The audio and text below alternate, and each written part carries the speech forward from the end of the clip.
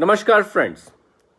Today, I want to discuss with you the modus operandi of sex or the subcomponents of the sexual processes that, while appearing to be liberating and mesmerizing, are actually manipulating your minds and twisting your spiritual ideologies into subversion and surrender at the hands of Maya and delusion. So, most important is to understand that sex has two distinct components. Think of them as the initiator and the terminator. You can include a middle portion of promoter, but mostly it's about an initiation and termination. And in the absence of either of those two, the act of sex will appear incomplete. In the absence of initiator stimulus, if you perform the terminating act of orgasm, it will create a sense of emptiness, a sense of incomplete process, which will make you revisit the whole process again. It will implore you, encourage you, and it will almost suck you into the process. One more time, baby, come and do it. So, that is the problem of orgasm without libido or generation of desires in the form of visual appearances, which can be video or pictures or persons. But there has to be this process of activation in the neurobiochemical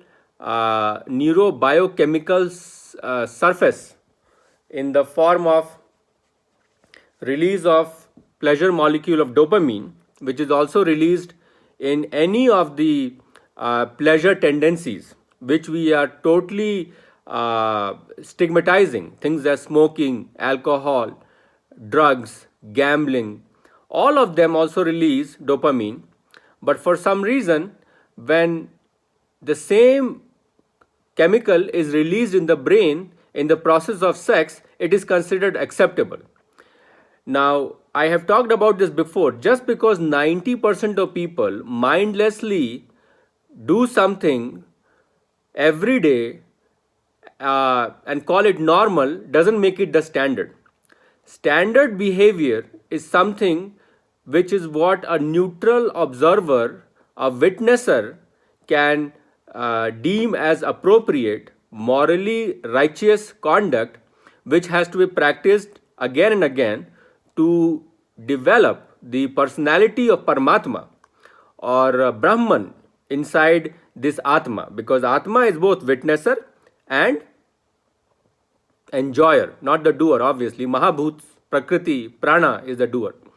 So, this Atman, which is enjoying this Panch Mahabhut Pranic Sharir, is enjoying through the medium of the body, and the body is doing. We are not the doers, we are charging this body with the Atman.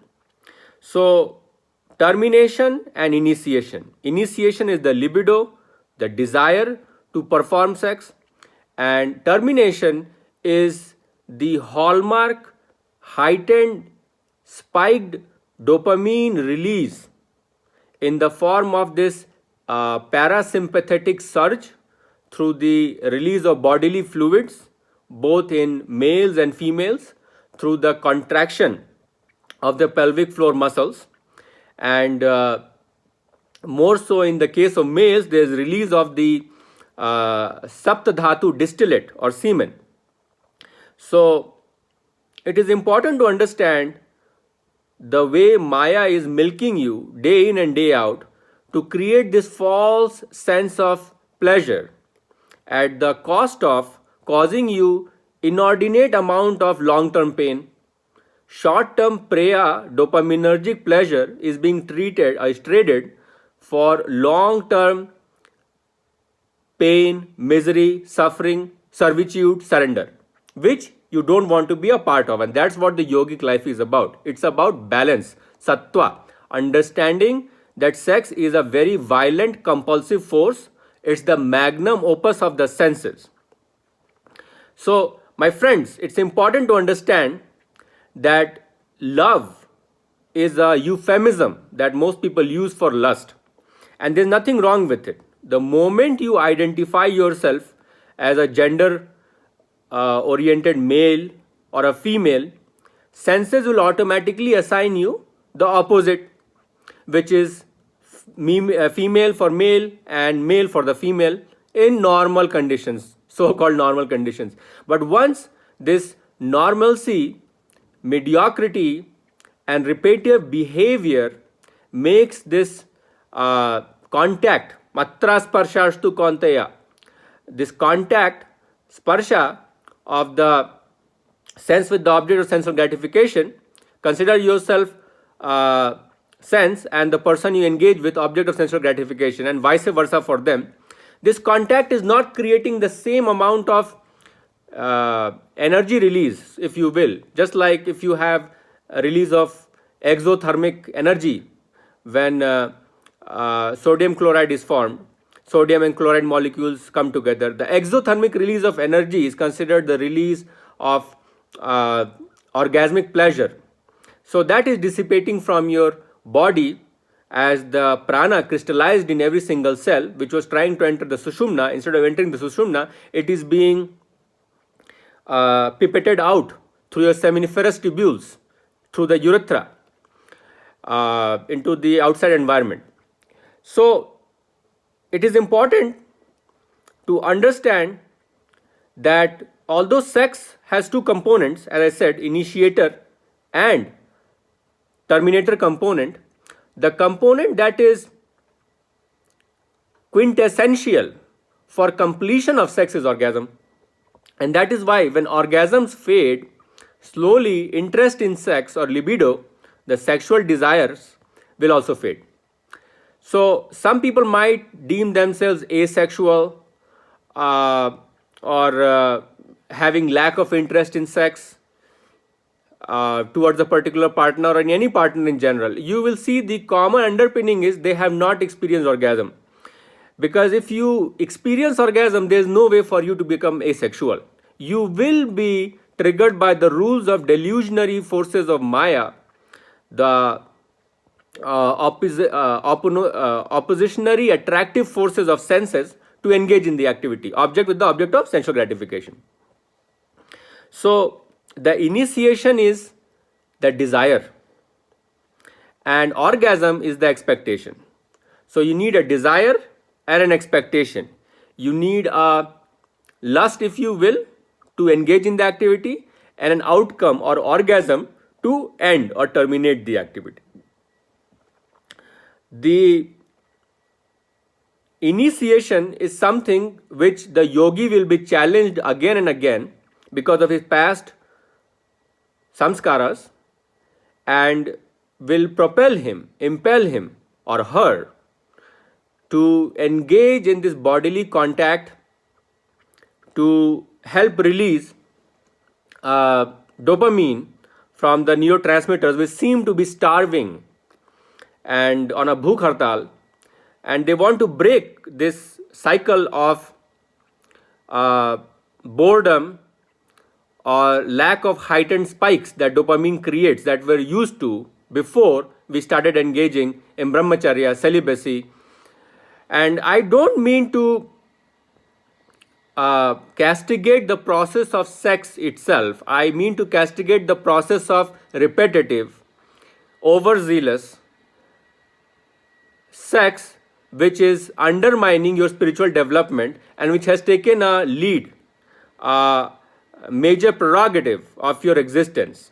And that is what leads to destruction of sadhana and the spiritual advancement that you are supposed to be making to become happier, Satyachit Anand, to reach the Anand or the blissful perpetually happy state, you will have to trade the excesses of indulgence in this matra sparshastu, a contact of the object with the object of sensual gratification, named sex. So, sex is the magnum opus of the senses. What does that mean? It means whatever the senses will do, sex will do it in a heightened fashion, and it will replicate the same characteristics of senses but make it manifold. So, if the normal senses are used to contact, sex will want you to have a contact with certain individual, certain experience on your laptop, or some way create an inspiration with which you can interact, because the interaction is required for senses. Senses always require two, Atman does not require two, because for two there has to be one and another one. Whereas Atman considers itself to be a singularity, unity, and hence there is a totalitarian theme, undivided unity inside the Atman. You cannot have two. Ahamkara, distinction, discrimination is required to say, I am different from you, I am a little bit different, opposite of you, opposites attract, let's do it. Whereas Atman says, you and I are the same, so we are in sync. There is a sense of security that you and I are the same. So there is no you and I. It is I and I reflecting in mirrors again and again. Single piece of, say, the moonlight is being reflected in 1,000 different pots filled with water. And those reflections are of the same moon. They do not denote there's 1,000 different moons in the sky. It is just different reflections. So that is the difference between the Atman spiritual approach and Indriya sensual approach towards objects that we see around ourselves or we perceive to be seeing around ourselves. So senses will require an interaction. Object of sensual gratification to attach with the object. Consider yourself object if you are interacting with your partner, or consider yourself object of sensual gratification when you are interacting with your partner. But there is always these two things. Now, repetitive contact of the object with the object of sensual gratification has to be, every single contact has to be led by a termination effect. The termination effect is of orgasm, which is the release of dopamine in the brain, coupled with the contraction of the pelvic floor muscles to create a sense of expulsion of the bodily fluids. And there is expulsion of bodily fluids for the most part. So, that creates this whole totalitarian approach where there has to be release of biochemical molecules from the synaptic cleft in the nervous system, coupled by certain sympathetic forces, racing of the heartbeat. In certain cases, people will start sweating, which is a parasympathetic approach, or release of the fluid obviously is where it culminates, and sudden surge of release of energy from your body, sense of fatigue or tiredness, or in some cases people say, oh, we feel we have released extra energy. There is no extra energy. If you harness the energy inside every single cell, the cells are flourishing with that extra energy and giving you a sense of immense potentiality and energy that is inside you that makes you do a lot of rajasic activities. So my friends, there is an interaction, and that is the initiation. That is the desire component. For desire, we need an interaction. Now the interaction will continue for a certain time where you will feel this high, or you can call it the promoter's medium aspect, culminating in this process resulting in the release of bodily fluid with the dopamine in the brain. So there has to be a unmanifest dopamine release, which you cannot sense, but you can feel the effect of the release, followed by the effect, which is of course bodily changes, heart rate, perspiration, sweating, release of body fluids, contraction of certain muscles, sphincters. So those things are creating the manifest portion. So unmanifest creating manifest. Initiation creating promotion, creating termination to engulf the whole individual for that period into this delusionary web called Maya. So coming to the point, sex has two components major if you forget the promotion medial part. initiation and termination. Initiation is desire, termination is orgasm. The reason we engage in sex is very simple. There has been subconscious printing from the past lives, because that is the role of Maya, to infiltrate, I should not infiltrate, I should say to get new souls, to enjoy new bodies. The existing bodies must rub against each other to create baby offsprings, who can again repeat the process and continue this evolutionary cycle. Hence the selfish gene. The famous book that was written, that the only purpose of the genes is to replicate itself. Well, that is true if you identify yourself as the selfish gene. But if you identify yourself as the driver of this vehicle, which is the gene, then it's a little different. You can drive around the gene in the direction you want it to go. So, understand that orgasm is the quintessential portion of sex, and it is for the sake of orgasm that every individual, in animal, human, in this universe, will engage in the process of sex. So they are very focused, laser focused process and a purpose for sex. Release of the bodily fluid, hopefully resulting in fertilization and birth of a baby, which sometimes people might not be interested in, but all of us enjoy the process of orgasm, or at least you would hope so. So what happens when you have this repetitive, because I told you sex is the magnum opus of the senses. Senses, when you expose them to the same object of sensual gratification, the same food, the same music, the same TV shows, the same clothes, the same partners, they are subject to desensitization, which means the object combining with the object of sensual gratification, the receptor combining with the ligand, will not release the same energy, will not bind with the same affinity. And again, this is true in the process of sex. It creates desensitization, pattern behavior day in and out between two bodies, creates this loss of desire to embrace and engage in this once pleasureful activity called sex. So sex becomes, which started as an affinity, inherent strong wave surge of embracing, laughing, giggling, hugging. Suddenly, from affinity, it has turned into an obligation. And sex then turns from an obligation into an aversion. And then you see it start falling apart as couples who have been together for a while. The first 2 years, there's always this notion that you are a very nice person and very loving, caring, attentive towards me, and now you're not paying attention. Your work is more important. You are eyeing other girls, things of that nature. And it becomes very problematic to understand that this is nothing that the guy or the girl is doing wrong. It's the play of Maya. They wanted you to come together to create kids, which you are best adept to do it in your 20s and 30s. After that, there's really no point. There's no benefit for the Maic nature for you guys to have sex.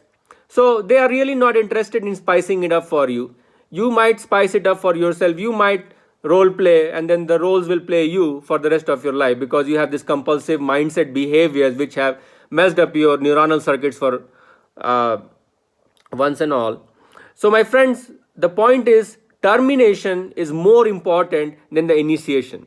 Orgasm is more important for sex than the desire. Hence the focus of desire keeps shifting, because senses are used to desensitization when exposed to repetitive, predetermined pattern behaviors, and hence the release of the orgasm, I should say release of dopamine, and some cases men are having erectile dysfunction will be seen, because they have been exposed to certain alternative stimulants which have created a new pathway for creating erection and orgasm.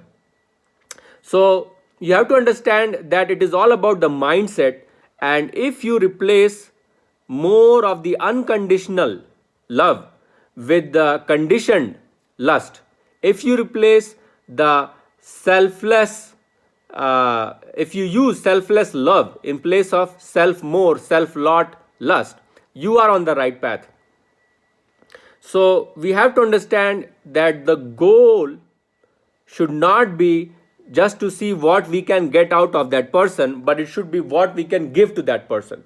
That will create a sense of satisfaction, fulfillment, and you being a good person inside you, and that will make the whole process more meaningful and help you bind at a spiritual level and just not at a body level, which the bodies are used to changing. And hence you will see people's minds will morph during adolescence, especially in the Western cultures. You will see, I am exploring my sexuality. No such thing happens in India, as far as I know. You have to explore. Well, there is nothing to explore. These things have been predetermined in your past samskaras. All you are doing is fleeting from one polarity to the other polarity across the spectrum. And again, the end outcome remains the same. No matter what piques your interest, the outcome is always an orgasm.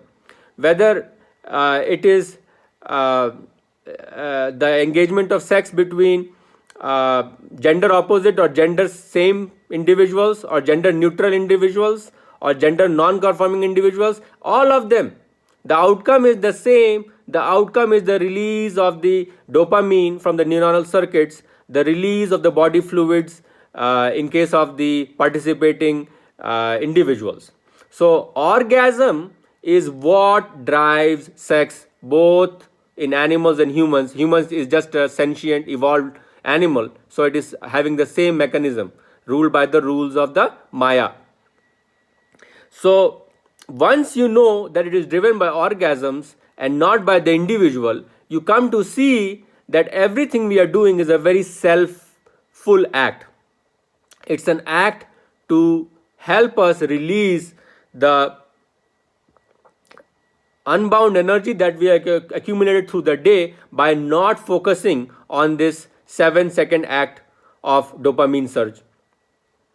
So once you know that, and that's what yogis do, that's why we say never stay bored. You have to find a purpose and go ahead and do something in the realm of nishkam karm, in the realm of bhakti yoga, dhyan yoga, all those things, the three yogas. And the panch pratyahara is again austerity cleansing. Triyog and panch pratyahara will help you curb this destructive behavior, and hence you will be more fulfilled as your life progresses. So understand the difference. When I have to curb the boredom, not get distracted or tempted towards sex, then you have to do triyog. Dhyana of meditation, nishkam karm, yagya dan tap, sacrifice, philanthropy, austerity, and then of course the surrender to the God, highest perfect being, Paramatma, in the bhakti yoga chanting.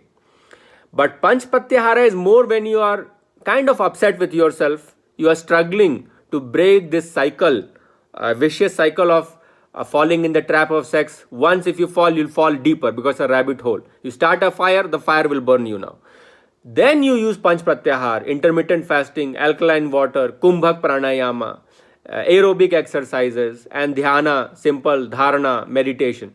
Those things will help to cleanse this excess tamasic adhesive of sex that is making you combine with different bodies, or combine with in ways to create this laser focused orgasm, which is of course getting weaker. That's why it's frustrating as you grow older. First, the Maya uses your bodies to create newer bodies which can get a chance for liberation, and later you become incapable staying in those degenerating bodies to perform the act of sex. So sex, you think you are milking sex, but sex is milking you. And that is the game of Maya, and keeps everybody in servitude and entrapment. So my friends, to sum it up, sex has two distinct components, initial desire and a terminating orgasm. The component that allures us into sex is the initial desire. It can be of a form, of a certain color, certain traits that attract you towards that object or individual, if you want to call it, of sensual desire, because sex is just the magnum opus of our senses, the highest version of any senses. And then of course you engage, you have a purpose, now you practice the purpose, you follow through those different steps and end up having dopamine surge in the neuronal circuits of the brain, and contraction of the pelvic floor muscles, perineal bodies, to release the body fluids which are supposed to be creating a sense of relaxation or orgasm. But it is always about orgasm, because sex is a part of lust, whether we want to agree or accept it or not. And there's nothing wrong with lust, because it's part of the wheel of Maya that is being run, and we are running on the hamster's wheel. It's just that we have to use the powers of the Maya, the forces of the gunas, the laws of the karma to overcome the karma bandhan and get to liberation. So understand that outcome matters more in sex, not the process, not the initial stimulus. That's why the stimulus keeps changing, or we want us to have novelty in sex, something different. आज कुछ नया कर डालते हैं. This tendency to do something different is to get another hit of dopamine from a different angle. It's just like a person who is snorting the drug, starts injecting the drugs, starts licking the drug, or some other modality of entrance in the body to create a new sensation high. And that is same is happening here, but the outcome is always important. Hence the locus and focus of desire will keep migrating to create novelty, so that the objects, when they attach to the object of sensual gratification, appear to be a new receptor binding to a new ligand, a first time experience, a little different experience, a nuanced experience, because it was never about the experience. It was the outcome that you got from the experience that made you come back again and again. So we are in this trap of Maya. That is the rent we pay for lodging in this body for the time that we enjoy, because Atman is both the witnesser and enjoyer. In the sex mode, you are only enjoyer, your witnesser is totally shut down. In the love mode, you have a balance between witnesser and enjoyer. That is why love is selfless. Love is about the experience, whereas lust is about the self more, or just the self, and love is also about the outcome. What can I get out of this person? That mentality is the mentality of lust, or immediate attachment to create the physiochemical, biochemical processes in the body to release the body fluids and feel the compulsion leaving the body temporarily, albeit, to come back later and haunt you with a higher demand, with a lower reward, unfortunately. The trap of desensitization in senses. So my friends, this was not meant to castigate, criticize the process of sex. It is a very divine force. It is the force that combines Shiva with Shakti. It is the force that combines the witnesser with the enjoyer. So we have to take the balanced view in sex and practice it in moderation if we are grihast. And if you're sannyasis, obviously there's no need to waste your energies, because you're not creating any new babies. And hence focus and channel your energies into the higher aspects of life, higher purposes of love, and try to create a sense of harmony, higher chakra emotions such as the empathy of Anhata, the courage of Vishuddha, and the intuition of Agya, so that you can finally merge into the 1,000-petal Sahasrara, hit the escape velocity to leave this mortal coil and merge into the Shiv Chitta. Jai Shri Ram.